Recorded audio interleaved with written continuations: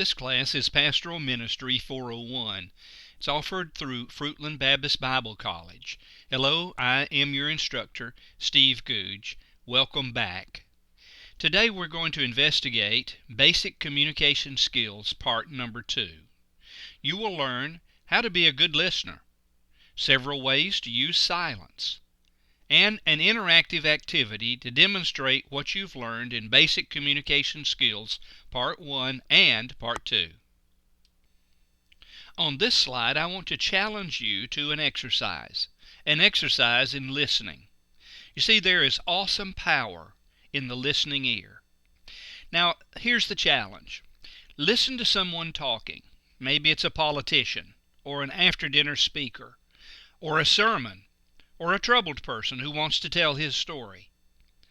Enter into that activity by experiencing the following. Number 1, overcome listening inertia. Start with a determination to overcome that listening inertia. Like the naval message, give yourself a strong and certain, now hear this. A second thing, examine the facts as they are presented and try to determine if they are accurate or just being presented to prove a point or used to bolster a case. You may have to depend upon locating the places of distortion or deletion, but look for the facts as they are presented. Then number 3, look for the message beyond the words. The changing tones and the fluctuating facial expressions, gestures, and bodily movements all convey a message.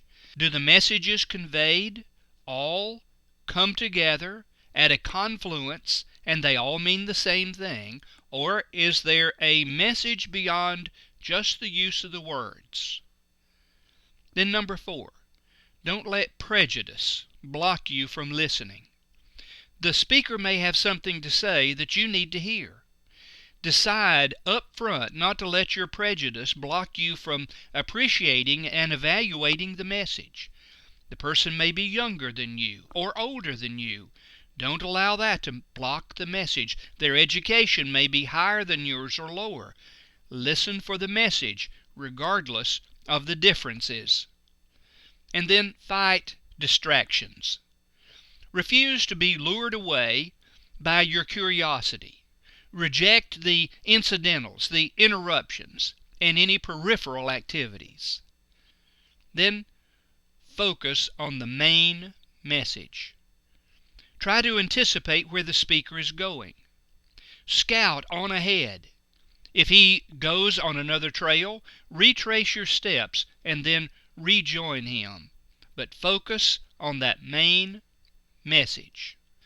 Make mental summaries periodically so that you know where you have been and you have a launching pad for what follows. And then last, focus on illustrations or examples. They will become easily remembered reference points for you. If you use this exercise, it will be valuable to you in many ways. What you listen to will become much more interesting and rewarding. Now I want you to try this exercise. This will be your interactive activity 8A. I want you to listen to someone. Really listen to them. It can be a sermon or a troubled person who's pouring out their life story to you. Anyone speaking.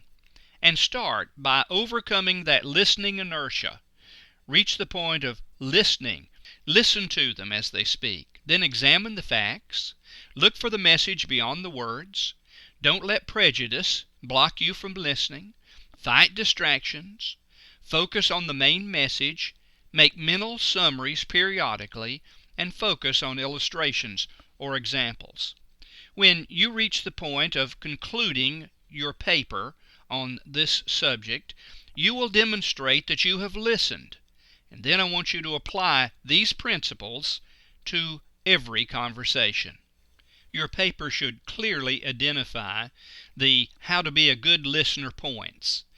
List those at the very top as a heading, and then develop underneath each of the sections, each of the topics, develop your information so that I can see you have tried doing this.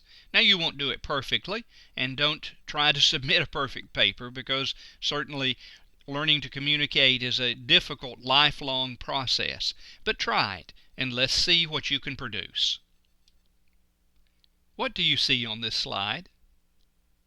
Well, you see a person silencing perhaps an audience or an individual. There's great power in silence. On the next slide, we're going to discuss ways to use silence. It can be powerful. And now, let's examine some of the ways silence can be used as an effective way to communicate. First, there is the silence of retreat, the silence of defiance, the silence of rebuke, and then creative silence. First, the silence of retreat. The silence of a retreat is a sulking attitude which says, "All right, I'll cut myself off from you, and I'll wear you down by refusing to talk." Sometimes this happens between a husband and a wife, or children and their parents. It's the silence of retreat. Number 2 is a defiant silence, or silence of defiance.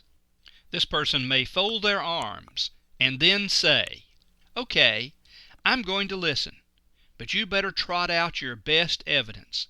Let's see if you can really tell me something." That's the defiant silence. And number 3 is the silence of rebuke.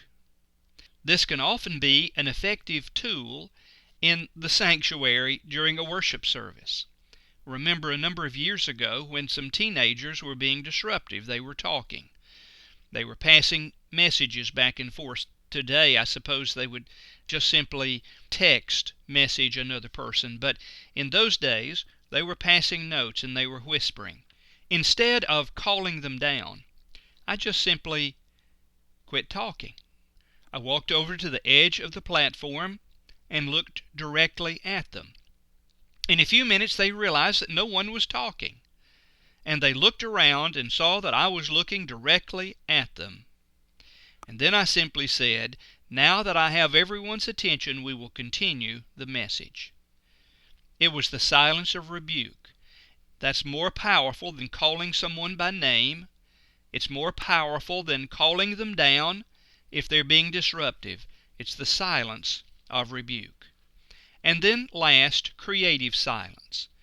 Creative silence is when I provide a quiet time so that a person I'm counseling with or talking to can begin to think about themselves, their failures, their shortcomings, their problems, their assets, and their future plans.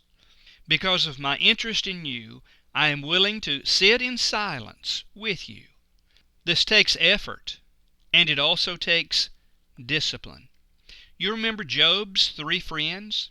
They sat in silence for 7 days before they said a word, and they provided great comfort for Job. It was only when they started talking that they began to trouble him. So use silence as a creative method of communicating.